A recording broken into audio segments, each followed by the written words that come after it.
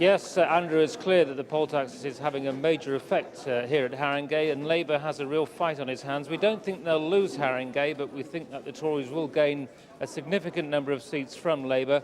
With me is the Labour leader, Toby Harris. Toby, surely the poll tax, the highest in the country, it's bound to count against you. Well, a consequence of the way in which the government has rigged the grant system against Haringey. I mean, had we received the same level of grant in proportional terms as Wandsworth, we'd have had a poll tax of only 222. Inevitably, that has an effect. It's the way the government has rigged the system against authorities like Haringey. Haringey is the sixth poorest local authority in the country, yet we've been penalised in terms of loss of resources over the last few years. And that's one of the consequences of our high poll tax, and inevitably that's had some effect today.